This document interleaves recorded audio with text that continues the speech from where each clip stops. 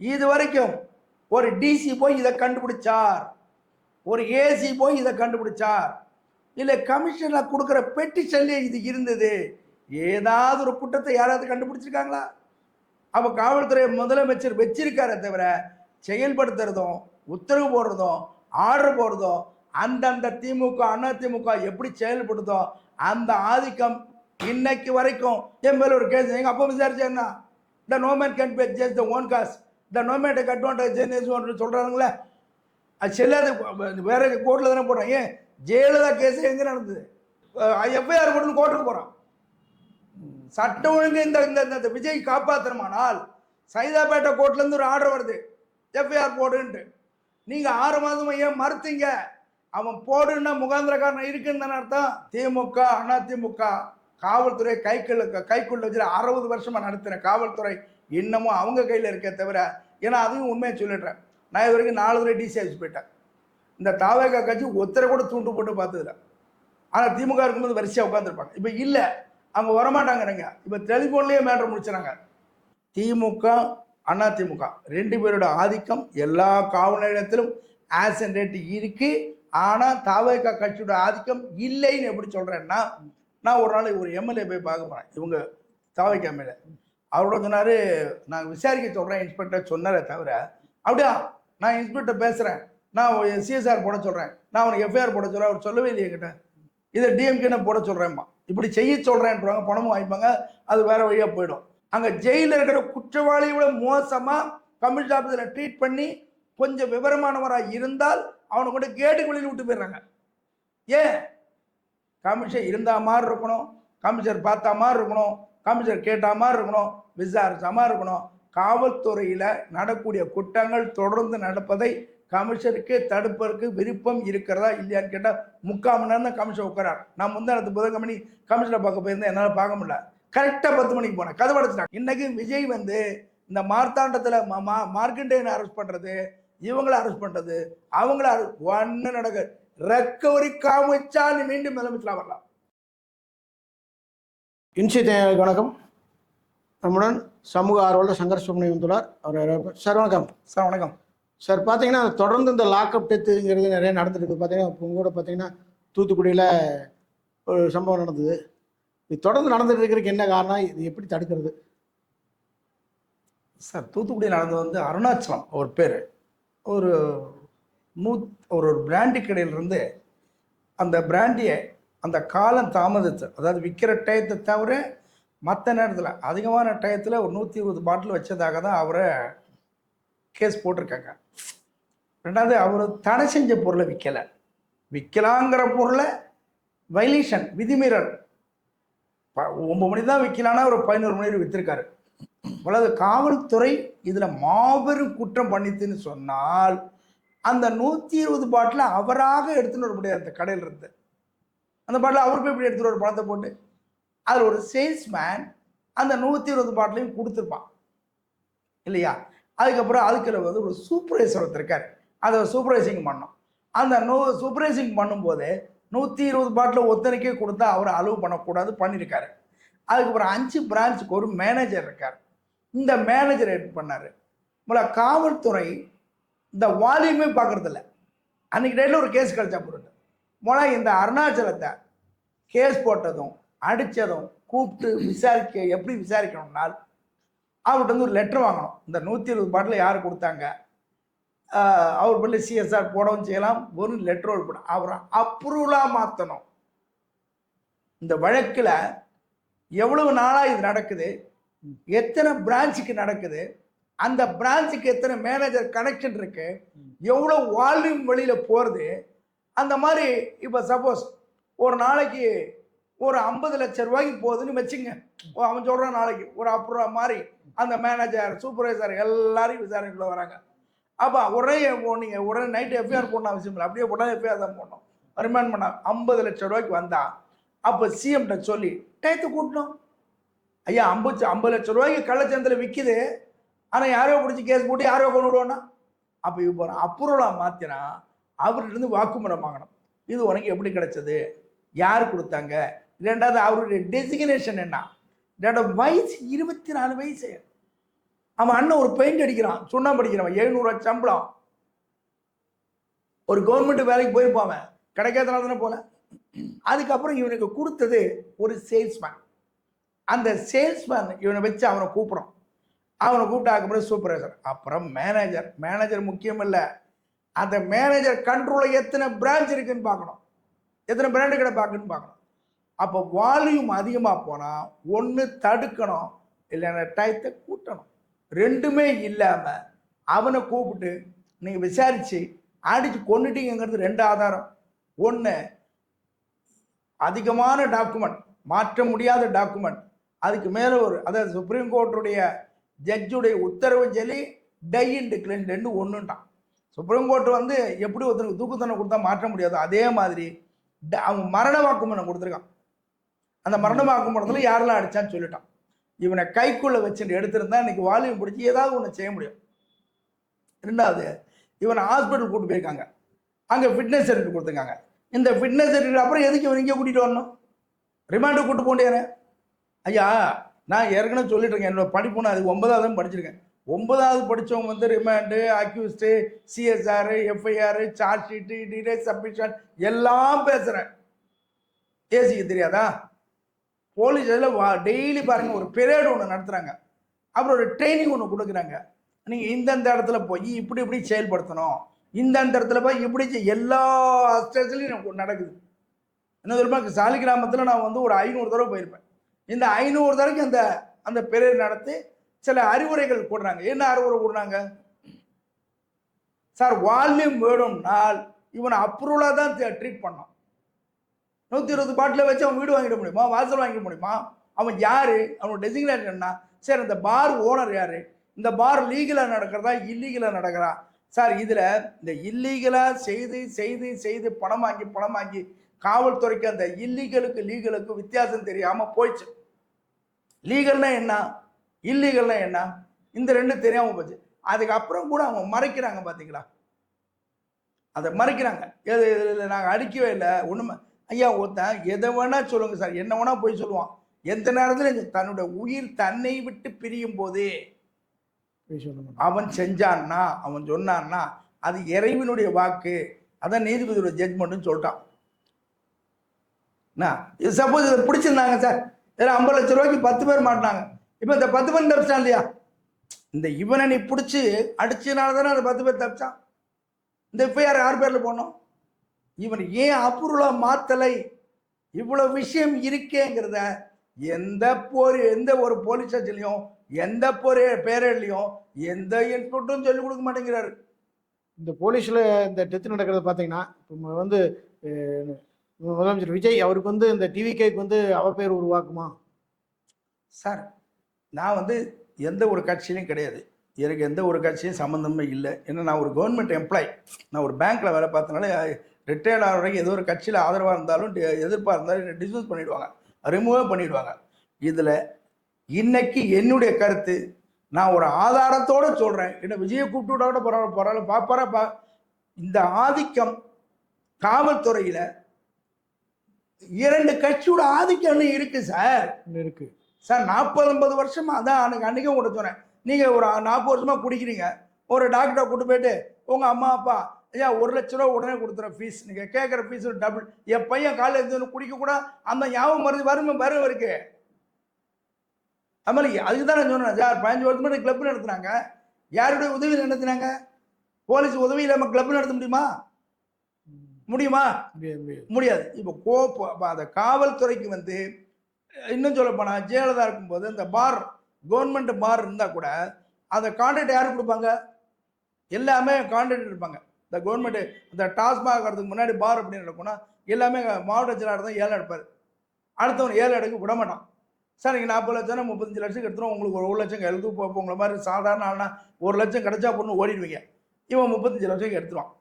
அப்போ அந்த பாரில் வந்து டைம் இதாகும், பிடிச்சிட்டு வந்தால் தகராறு பண்ணுவான். இதுக்குள்ள போலீஸுக்கு உதவி தேவை. டெய்லி ஒரு அமௌண்ட் ஸ்டேஷனுக்கு போயிடும். அந்த டெய்லி ஒரு கான்ஸ்டபிளுக்கு ஒரு 200-300 போயிடும். இப்படி சம்பளம் எல்லாம் சிம்பிளாக மதித்து வர்றது தான் பார்த்தேன். இன்னொன்று கூட சொல்லிட்டேன், காவல்துறை யாருமே லஞ்சம் வாங்கலை, டிரான்ஸ்ஃபருக்கு யாருமே பணம் வாங்கலைங்கிறத எப்படி சில நேரங்களில் குற்றவாளிகள் ஏதாவது உளறி மாட்டிப்பாங்களோ அதே மாதிரி இப்போ அண்மையில் பார்த்தீங்களா ஒரு நியூஸு, இந்த தடவை டிரான்ஸ்ஃபர் போடும்போது யாராருக்கு எந்தெந்த ஊர் கேட்டாங்களோ அந்தந்த ஊர்ல ஒரு பைசா கூட லஞ்சம் வாங்காம அவங்களுக்கு நாங்க டிரான்ஸ்ஃபர் கொடுத்துருக்கோம் சொல்லி அரசாங்கத்தில் சொன்னாங்க பாத்தீங்களா? அப்ப என்ன அர்த்தம்? அப்ப இவ்வளவு நாளா லஞ்சம் வாங்கிட்டு டிரான்ஸ்ஃபர் கொடுத்துருக்காங்க.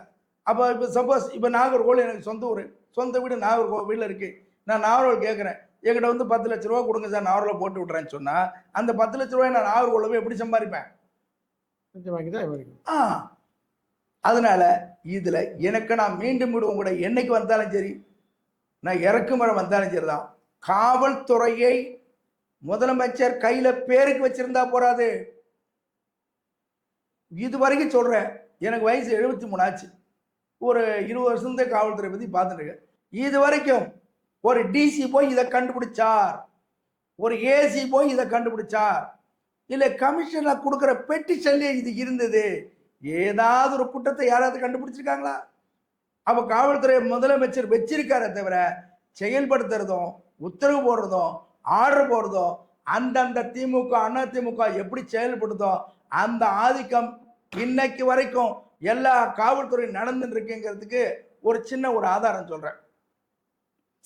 நான் அடிக்கடி இந்த விரும்பாக்கம் காவல் நிலையத்தை பத்தி சொல்லுவேன். நீங்க கூட ஒரு ஆள் சொன்னீங்க இவ்வளவு மோசமா. ஆமா, இப்ப ராஜேஷ்னு ஒரு இன்ஸ்பெக்டர் வந்திருக்காரு.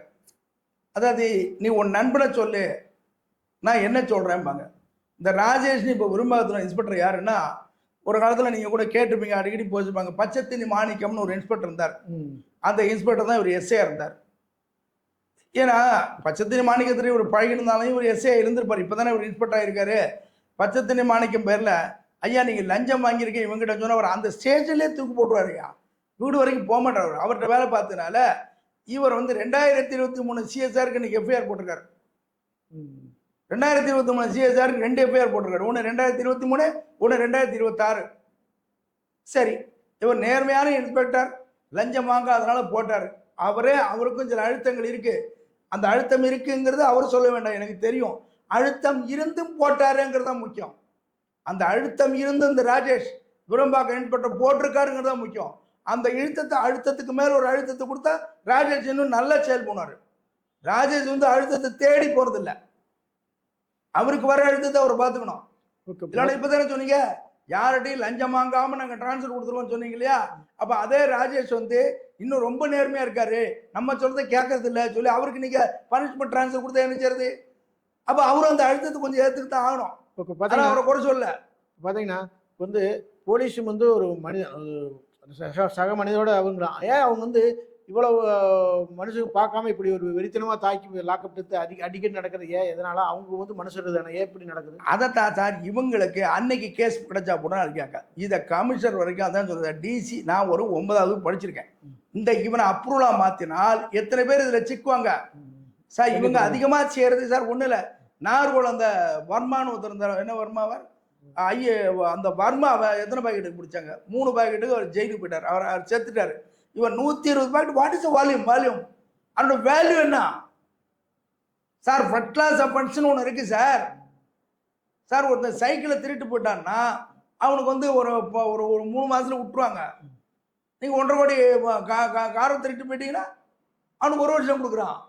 அவருக்கு வால்யூம்னு ஒன்று இருக்கு சார். அதை விட என்னன்னு கேட்டீங்கன்னா, ஒரு இன்ஸ்பெக்டர் இருக்காரு, ஒரு எஸ்சி ஒரு தப்பு பண்ணிட்டாரு.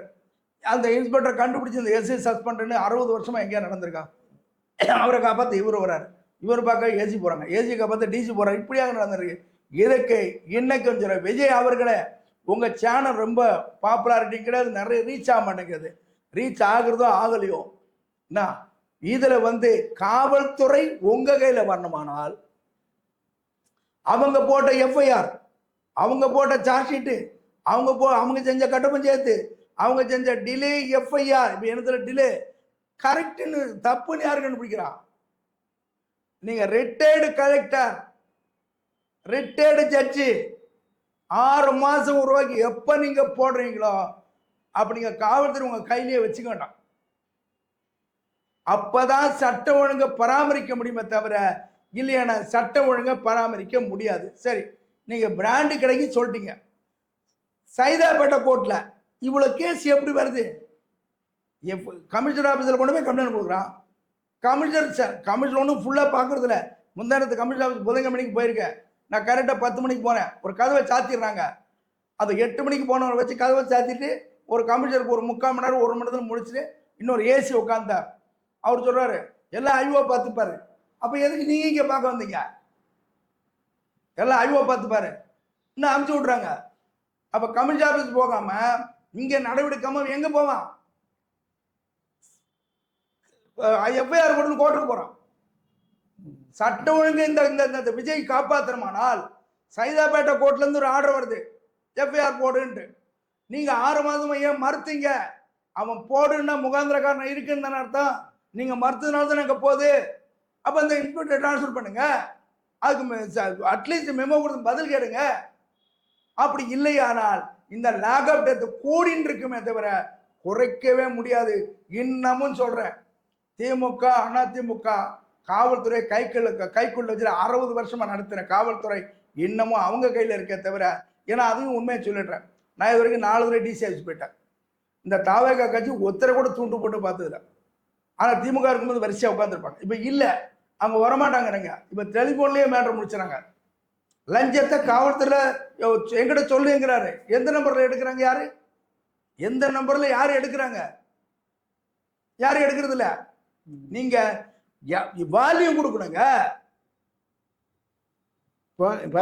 சார் இப்போ தேதி என்னாச்சு? 10 நாள் ஆச்சு, முடிஞ்சு 10-15 நாள் ஆச்சு. இன்னைக்கு வரைக்கும் யாரையும் அரெஸ்ட் பண்ணல. யாரையும் மரணமாக்கும் போனதுக்கு மேலே ஒரு ஸ்டேட்மெண்ட்டே இல்லையா சார்? அரெஸ்ட் பண்ணல. இன்னைக்கு யாரையும் அரெஸ்ட் பண்ணல.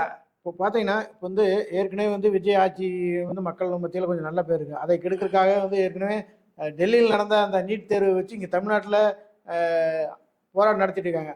அதே தூண்டுதல் இதுவும் நடந்திருக்குது. இதனால வந்து விஜய் கட்சிக்கு வந்து ஒரு அவருக்கு பேர் வந்து அவ பேர் வருமா சார்? கண்டிப்பாக அவ பேர் வருமா வரனா 2 கட்சியில் எந்த கட்சியில் நான் இல்லாதனால சொல்கிறேன். அந்த டெல்லியில் அவங்க வந்து அவரை சஸ்பெண்ட் பண்ணால் பிரச்சனையே இல்லை. ஒரு சஸ்பென்ஷன் நாட்டை பண்ணி அடுத்த மாதம் கூட கொடுத்துருவாங்க. அது ஒன்றும் பெரிய தண்டனை இல்லை. அந்த மாணவரை இந்த அளவுக்கு போராட்டத்துக்கு அங்கே விட்டு தப்பு. இப்போ இவருக்கு வந்து எதிர்ப்பான்னு கேட்டாலும் அதிமுகவும் திமுகவும் பெரிய 2 பேர் தான், வேறு எதாவது கட்சி ஒன்று தானே சார்? கட்சி ஒன்று தானே சார்? ஒன்றும் இல்லை சார், பச்சையாக சொல்கிறேன். என்னை கைது பண்ண அவ்வளோ பரவாயில்ல. திமுக ஆட்சியில் என்ன பண்ணுவான்? அதிமுக வந்து அவனு ஒன்று சேர்ந்தான் கிளப் வைப்பான், தனியாக வைக்க மாட்டான். இப்போ திமுக ஆட்சியில் வந்துடுது. இப்போ கிளப் வைக்க பணம் இல்லைன்னா திமுக காரன் பணம் கொடுப்பான், அதிமுக போலீஸில் போய் சிபாரிசு பண்ணுவான், அண்ணா நம்ம வச்சுக்கலாம் சாமம்மா. அப்போ அந்த மாதிரி நடக்குது. அப்போ இவருக்கு எல்லாம் டோட்டல் எதிர்ப்பு இருக்கு. இவர் இந்த லாக்அப் டெத்து இனிமேல் நடக்காமல் இருக்கணும். லாக்அப் டெத் மட்டும் இல்லை சார், காவல்துறையில புகார்தாரர் பாதிக்கிறான். அக்யூஸ்டே ஜாலியா இருக்கான். ஏன்? எதை எடுத்தாலும் எதை எடுத்தாலும் 10 ரூபான்னு எதை எடுத்தாலும் ஸ்டேஷன் பையில் ஆகி போச்சு. இப்போ ஸ்டேஷன் பையில் கொடுக்க அவங்க இன்னொன்று அந்த ஐஓ நினைச்சான்னா என்ன செக்ஷன் வேணா போடலாம். அது யார் செக் பண்றா? இந்த ஐஓ வந்து இந்த ஸ்டேஷன் பையில் போட்டது அந்த செக்ஷனுக்கும் கம்ப்ளைண்ட்டுக்கு கரெக்டா இல்லை, இவருடைய உயிரை பாதுகாக்க கூட ஒரு செக்ஷன் போட்டிருக்கலாம். ஏன்னா ரிமாண்ட் நாட்டு பனிஷ்மெண்ட் அதுக்கு தான் கொண்டிருக்கான். ஏன்னா எழுத தெரியாதவன் படிக்க தெரியாதவன் வருவான் போலீஸ் ஸ்டேஷனுக்கு. ஐயா அது இப்படி எழுதாதியா, நீ அதில் வந்து உன் உயிருக்கு ஆபத்துன்னு வாயால் சொல்கிறேன், எங்கே எழுதியிருக்க, அது எழுதக்கூடியான்னு கேட்கலாம்ல இன்ஸ்பெக்டரு. அப்போ அந்த இடத்துல அந்த இன்ஸ்பெக்டர் குற்றவாளிக்கு சாதகமாக தானே இருக்காரு. இப்போ பார்த்தீங்கன்னா இந்த பிரச்சனைலாம் போயிட்டு இருக்கிற குளத்தூரில் வந்து இவர் ஸ்டாலின் தோற்றத்துக்கு இவி மிஷின் தான் காரணம், இவி மிஷின் வந்து மிஸ்டேக் இருந்திருக்கு அப்படின்னு சொல்லி ஒரு பொருளை கிளப்பிட்டுருக்கேன். அது எப்படி பார்க்குறீங்க சார்? அப்படி அந்த இவி மிஷின் ஒருத்தன் ஃப்ராடு பண்ணான்னா அங்கே மட்டும் சார் அடிப்பான், அங்கே மட்டும் அடிப்பான், எல்லா இடத்துலையும் பண்ண மாட்டேன் சார். இவி மையத்தை பற்றி சொல்கிறது அங்கே குளத்துக்கு மட்டும் வந்து ரெடி பண்ணுவானா? அப்படின்னா கூட 10 சீட்டு வந்திருந்தா அந்த விஜய் வந்து அடுத்த போய் கெஞ்ச வேண்டாமே, அவரே வந்திருக்கலாமே. சரி இதை சொல்கிறீங்களா சார்? அரசாங்கம் போல காவல்துறை விட்டுங்க, எனக்கு கார்பரேஷன் அப்படின்னு ஒரு லெட்டரே இருக்காரு. அந்த லெட்டர் நான் எடுத்துகிட்டு வரல, அடுத்து வர தடை செஞ்ச பொருளை தாங்கள் இந்த நேரத்தில் நீங்கள் ஓட்டிக்கொள்ளலாம், இந்த நேரத்தில் ஓட்டக்கூடாதுன்னு ஏன்னா எழுதி கையெழுத்து போடுறாரையா. அவருக்கு சம்பளம் 1 லட்சம் ஐயா, கார்பரேஷனில் 10 லெட்டர் வச்சுருக்கேன். அப்போ ஒரு இன்ஸ்பெக்டர் போய் சார் நான் கள்ள நோட்டு அடிக்கலாமா காயின் அடிக்கலாமா எதுன்னு கேட்டால் கள்ள நோட்டு இன்ஸ்பெக்டர் சொல்லி கொடுத்த மாதிரி இருக்கு. நீ நோட் அடிக்கணும்னா நைட் அடி, சவுண்ட் வராது. 10 ரூபா காயின் அடிக்கணும்னா பகல் அடி, ஏன்னா நைட் அடிச்சு வச்சுக்க பிளாட்டு பக்கத்து டங்கு டங்குன்னு சவுண்ட் வரும், பிடிச்சிருவாங்க. இன்னும் யாராவது இன்ஸ்பெக்டர் சொல்லி கொடுத்தா மாதிரி ஒரு கார்பரேஷன் வந்து ஒரு லெட்டரே எனக்கு வந்திருக்கு. அதை கொண்டு கார்பரேஷன் நாளை காலையில் கொடுக்குறேன். தைரியம் வந்து அவங்க ஆக்ஷன் எடுக்கட்டுமே. இன்னைக்கும் சொல்றேன், காவல்துறை எப்படி திராவிடம், அதான் சொன்னேன், இந்த விரும்பாக்கத்தை பற்றி இவ்வளோ நாளாக நான் வருத்தம் இருந்தேன். இப்போ இந்த ராஜேஷ் மாதிரி ஒரு இப்போ ராஜேஷ் மாதிரி இன்ஸ்பெக்டர் எத்தனை சொல்லிப்பாரு, இந்த ராஜேஷ் நேர்மையான இன்ஸ்பெக்டர். நாளை ஒரு கட்சிக்காரன் ஒரு பொய்யான புகார் கொடுத்து அவர் டிரான்ஸ்ஃபர் பண்ணுவாங்க. இப்போ நாளைக்கு பொய்யான புகார், நான் இவரை ஸ்டேஷனுக்கு கொடுக்குறேன் விடலை, இவரை மாற்றிடுவாங்க. இந்த ராஜேஷே நேர்மையாக இருக்கணும். அவர் இருந்த இடம் அப்படிப்பட்ட இடம். அவர் அந்த பத்தனிமானிக்கிட்ட வேலை பார்த்து என்கிட்ட சொன்னார், ரொம்ப ஸ்ட்ரைட் ஃபார்வர்டாக இருக்கார். அதுக்கப்புறம் போகிற ஆளுகளெல்லாம் வந்து ஒரு உட்கார வச்சு பேசுறது, அவங்களுக்கு இவங்க கோவப்படும், அவர் எப்பவுமே சிரிச்சுட்டு இருக்கார். இவர் கொஞ்சம் ரஃபாக பேசினா அவர் ரஃபாக பேசுறதில்ல. அந்த இந்த மாதிரி இந்த ராஜேஷ் விரும்பாக்க மாதிரி ஆளுகளை போட்டால் நல்லாயிருக்கு. ராஜேஷ் வந்து சில அழுத்தங்கள் இருக்குன்னு நான் புரிஞ்சுட்டேன். அது ஒரு போலீஸ் ஆஃபீஸர் சொல்லுறேன் என்கிட்ட எனக்கு ஒரு அழுத்தம் இருக்கப்பா. 2023 கேஸ் போட்டு 2026 ஒருத்தர் ராஜேஷ் போட்டார்னா அழுத்தத்தை மீறி தானே போட்டிருக்காரு. அந்த ஏசி, அந்த டிசி, இந்த ராஜேஷ், இந்த 3 பேருமே ஒரே யூனிட்டா இருந்தா தான் அந்த எஃப்ஐஆர் போட்டாங்க. அந்த டிசி லஞ்சம் வாங்குவோ கட்டபிஜயத்துக்கு முயற்சிச்சாலோ ராஜேஷ் என்ன செய்வாரு? அவர் சாதாரண இன்ஸ்பெக்டர் போட மாட்டாரு. இப்போ மக்கள் மத்தியில் விஜய் நாயோட ஆட்சி வந்து எந்த அளவுக்கு பிரபலம் ஆகிட்டு இருக்குது? சரி, நான் டெய்லி உங்கள்கிட்ட பேச வரேன், பொதுவாக யூடியூப் பார்க்குறேன். காவல்துறை அந்த திமுகவுக்கு இதுக்கும் மாற்றம்ங்கிறத விட அதை விட அதிகமான பாதிப்பு மக்களுக்கு இருக்கிற ஒரே காரணம் திமுக அதிமுக 2 பேரோட ஆதிக்கம் எல்லா காவல் நிலையத்திலும் ஆசன்டேட் இருக்கு. ஆனால் தாவேகா கட்சியோட ஆதிக்கம் இல்லைன்னு எப்படி சொல்கிறேன்னா, நான் ஒரு நாள் ஒரு எம்எல்ஏ போய் பார்க்க போகிறேன், இவங்க தாவேகா எம்எல்ஏ. அவரோட சொன்னார், நான் விசாரிக்க சொல்கிறேன் இன்ஸ்பெக்டர் சொன்னாரே தவிர, அப்படியா நான் இன்ஸ்பெக்டர் பேசுகிறேன், நான் சிஎஸ்ஆர் போட சொல்கிறேன், நான் அவனுக்கு எஃப்ஐஆர் போட சொல்கிறேன், அவர் சொல்லவே இல்லையே என்கிட்ட. இதை டிஎம்கே நான் போட சொல்கிறேன்மா, இப்படி செய்ய சொல்கிறேன்றாங்க, பணமும் வாங்கிப்பாங்க, அது வேற வழியாக போயிடும். அதில் போலீஸ் லஞ்சம் வாங்குறதில்ல, இப்போ சுத்த தங்கம் வாங்கினா யாரும் நம்ப மாட்டாங்க, அது நீங்கள் தான் காட்டி கொடுக்குறீங்க. அப்படி பார்த்தீங்கன்னா தக்கலை இன்ஸ்பெக்டர் 1 கோடி ரூபாய் எப்போ லஞ்சம் வாங்கினாரு? தக்கலையிலேருந்து தர்மபுரி போய் 1 கோடி ரூபா வாங்கியிருக்காரு. ஆனால் அவருடைய டாக்குமெண்ட்லாம் பர்ஃபெக்டாக இருக்குன்னு சொல்லி யார் சர்டிஃபிகேட் கொடுத்தாங்கன்னா சைலேந்திர பாபு. சைலேந்திர பாபுடைய வீடு தக்கலை பக்கத்தில் இருக்கு, குழித்துறை. அவர் போய் சர்டிஃபிகேட் கொடுத்துருக்காரு, டாக்குமெண்ட் பிரகாரம் கரெக்டாக இருக்குன்னா. அவர் நல்லவா இல்லையே, தர்மபுரியில் போய் அவரை அரெஸ்ட் பண்ணாங்க. அப்போ அவர் எப்போ எத்தனை வயசுல? இதுக்கு அந்த அந்த அந்த தக்கலை இன்ஸ்பெக்டர் ரிட்டையர்டு கலெக்டரும் ரிட்டையர்டு ஜட்ஜும் அந்த ஸ்டேஷன்ல 6 மாதம் ஒரு அடி செக் பண்ண போயிருந்தால் அவர் அரெஸ்ட் ஆயிருப்பாரா? ஆயிருக்க மாட்டார். அடுத்த புதுக்கடை இன்ஸ்பெக்டர் 1.25 கோடி ரூபா வேலை வாங்கி தரேன்னு சொல்லி அவர் லஞ்சம், ஒய்ஃப் மூலியமா லஞ்சம் வாங்கி, மார்த்தாண்டத்தில் அவரோட ஒய்ஃபு அவன் மூலியமா லஞ்சம் வாங்கி இப்போ ரிமாண்ட் பண்ணி அது கன்விட்டே ஆகிடும். அதில் ஒரு நேர்மையான இன்ஸ்பெக்டர் டிஎஸ்பி நாகர்கோவில். அப்போ இந்த அவர் புதுக்கடை இன்ஸ்பெக்டர் எவ்வளோ நாள் பொறுத்து அவர் அரெஸ்ட் ஆனார்? எப்போ அது வெளியில் வந்தது? அப்போ நீங்கள் அந்த ஸ்டேஷனில் ஒரு ரிட்டையர்டு இன்ஸ்பெக்டர் ரிட்டையர்டு கலெக்டர் போய் செக் பண்ணான்னா அந்த பெண்கள் அந்த அந்த ஸ்டேஷனில் கம்ப்ளைண்ட் கொடுத்துருப்பாங்களா? எதுக்கு எஸ்பி பார்க்கணும்? ஐயா, இது ஒரு உதாரணம் சொல்கிறேன். இது வரைக்கும் சொன்னதில் உங்கள்கிட்ட மறந்து போயிடுறேன். நான் வந்து இந்தியன் பேங்க்கில் ஒரு 25 வருஷம் வேலை பார்த்தேன். எங்களுக்கு ஆடிட்டர்னு ஒருத்தர் வருவார். இப்போ இவங்களுக்கு டிஎஸ்பி இருக்க மாதிரி ஆடிட்டர் வருவார். அந்த ஆடிட்டர் வேலை என்ன, இப்போ ஒரு சப்போஸ் உங்களுக்கு ஒரு 30 லட்ச ரூபா சொத்தை வச்சு லோன் கொடுத்தால் 3, 5, 15 1.5 கோடி வரைக்கும் டேர்ன் ஓவர் கட்டணும். அதில் வந்து நான் மழை எனக்கு இந்த பொருள் வந்து மழை நேரத்தில் விற்காதுன்னு சொன்னால் ஒரு 2 தடவைக்கு ஒத்துப்பார். அடுத்த தடவை என்ன சொல்லுவாரு, மழை இல்லாத ஊருக்கு ஏன் போகிறதானே, ஏன் விற்கலான்னு சொல்லிட்டு அவர் லிமிட்டை குறையம்பார். உங்களுக்கு 30 லட்சத்தை என்னைக்காவது 2 லட்சம் இருந்தாரா அந்த லட்சத்தை எடுத்துரும்பார். இது போக கங்கரண்ட் ஆடிட்டர்னு ஒருத்தருக்கார். இந்த ஆடிட்டர் கவர்மெண்ட் எம்ப்ளாய். அந்த ஆடிட்டர் வந்து அந்த மேனேஜருக்கு ஏற்ற மாதிரி பேசி போய் எதாவது செலுத்தி போய் என்ன செய்யறதுன்னு சொல்லிட்டு கவர்மெண்ட் ரிசர்வ் பேங்க் வந்து கங்கரண்ட் ஆடிட்னு வச்சிருக்காரு. அந்த கங்கரண்ட் ஆடிட்டர் வந்து ஒரு 50 பேங்கோ 25 பேங்கோ அவர்கிட்ட கொடுத்து 2 கோடியோ 3 கோடியோ 1 கோடியோ கொடுத்துருப்பாங்க. ஆனால் அந்த கங்கரண்ட் ஆடிட்டரோட சர்டிஃபிகேட் வந்த அப்புறம் தான் இந்த மெயின் ஆடிட்டரை ஏற்றுப்பாங்க. அந்த மாதிரி போலீஸ் ஸ்டேஷனுக்கு இன்ஸ்பெக்டர், ஏசி, டிசி எல்லாம் இருந்தும் லாக்அப் நடக்குது, லஞ்சம் நடக்குது, கமிஷன் ஆஃபீஸில் போய் யாரும் பிரயோஜனம் கமிஷனர் ஆஃபீஸில் போய் எல்லாரும் பலன் கண்டாங்கன்னா எதுக்கையா கமிஷன் ஆஃபீஸ் சைதாப்பேட்டை கோர்ட்டில் கூட்டம் வருது? சரி, சைதாப்பேட்டை கோர்ட்டில் தான் கூட்டம் வருது, எதுக்கையா கமிஷன் ஆஃபீஸில் கூட்டம் வருது? சரி, அப்படியே கமிஷன் ஆஃபீஸால பலன் அடைஞ்சாங்கன்னா அங்கே ப்ரெஸ் ரிப்போர்ட் இருக்கு, அதை எங்கள்கிட்ட பேச விடுங்களேன். அங்கே ஜெயிலில் இருக்கிற குற்றவாளியோட மோசமாக கமிஷன் ஆஃபீஸில் ட்ரீட் பண்ணி கொஞ்சம் விவரமானவராக இருந்தால் அவனை கொண்டு கேட்டுக்கு வெளியில் விட்டு போயிடுறாங்க. ஏன்? கமிஷன் இருந்தா மாதிரி இருக்கணும், கமிஷனர் பார்த்தா மாதிரி இருக்கணும், கமிஷனர் கேட்டா மாதிரி இருக்கணும், விசாரிச்ச மாதிரி இருக்கணும். காவல்துறையில் நடக்கூடிய குற்றங்கள் தொடர்ந்து நடப்பதை கமிஷனுக்கு தடுப்பதற்கு விருப்பம் இருக்கிறதா இல்லையான்னு கேட்டால் 3/4 மணி நேரம் தான் கமிஷன் உட்காரார். நான் முந்தானத்து புதன்கிழமை கமிஷனை பார்க்க போயிருந்தேன், என்னால் பார்க்க முடியல. கரெக்டாக 10 மணிக்கு போனேன், கதவு அடைச்சிட்டாங்க. விரும்பக ராஜேஷ் மாதிரி ஒரு எத்தனை இன்ஸ்பெக்டர் இருப்பாரு. விரும்பக ராஜேஷ்ல நேர்மையாக இருக்காரு, எல்லாமே தெரியுது எனக்கு. இப்போ நான் போன வாரம் வரைக்கும் விரும்பாக்க இன்ஸ்பெக்டர் லாய்க்கலண்ணே. இப்போ எப்படி அங்கே ஆதாரத்தோடு பேசினேன், இல்லைன்னா என்னைக்கு எனக்கு மாவு கட்டு போட்டு அரெஸ்ட் பண்ணியிருப்பாங்க. ஆதாரத்தோடு பேசினேன். 2023 ஒரு எஃப்ஐஆர் போட்டு சிஎஸ்ஆர் போட்டு 2026 ராஜேஷ் வந்து தான் போட்டான்னு என்ன அர்த்தம்? அந்த 3 பேரும் ஒற்றுமையாக இருக்கணும். இவரோட ஏசி நல்லவராக இருக்கணும், இவரோட டிசி நல்லவராக இருக்கணும், போடுற ராஜேஷ் நல்லவராக இருக்கணும்.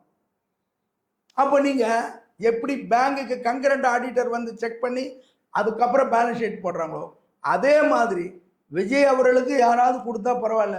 இந்த காவல்துறை உறுப்பிடம் என்றால் இல்லை என்று சொன்னால், நான் விரும்பாத பற்றி தான் குட்ட சொன்ன. இப்போ விரும்பாக்க நல்ல ஸ்டேஷன் நேர்மையாக இருக்குது. நான் இப்போ கூட போனால் கூட உட்காந்து பேசுங்க பாரு. அன்றைக்கி லேட் ஆச்சுன்னா சாப்பாடு பண்ணாருங்கன்னு கேட்குறாரு இன்ஸ்பெக்டர். சேஞ்ச் இல்லைன்னு நான் தரேன் அப்புறம் தாங்கங்கிறாரு. அது இப்போ விரும்பாக்கத்து மற்ற ஸ்டேஷன்லாம் நான் எத்தனை 2 ஸ்டேஷன் உதாரணம் தரேன். 1 கோடி ரூபாய் தர்மபுரியில் போய் லஞ்சம் வாங்கியிருக்க தக்கலை இன்ஸ்பெக்டர். ஆனால் அவருக்கு நல்ல சர்டிஃபிகேட் கொடுத்தது யாரு? சைலேந்திர பாபு. மார்த்தாண்ட இன்ஸ்பெக்டர் 1.25 கோடி ரூபா வேலை வாங்கி கொடுக்க லஞ்சம் வாங்கிட்டார். அப்போ இவன் 2 பேர் தர பக்கியில நல்லவங்களா? அப்போ அவங்கள செக் பண்ணுறதுக்கு அவங்க டிபார்ட்மெண்ட் சார். எங்கள் அப்பா வந்து ஜட்ஜு, நான் வந்து அக்யூஸ்டு இல்லை, அதே கோர்ட்டில் நான் வேலை செய்கிறேன். என் மேலே ஒரு கேஸ் எங்கள் அப்பா விசாரிச்சேன்னா the no man can pay just the own cause the no man take advantage சொல்கிறாங்களே, அது செல்லாத. வேற கோர்ட்டில் தானே போடுறேன். ஏன் ஜெயலலிதா கேஸ் எங்கே நடந்தது? பெங்களூர் நடந்தது. அது யாருக்கிட்ட பெங்களூர் 10 கேஸ் போடாங்க.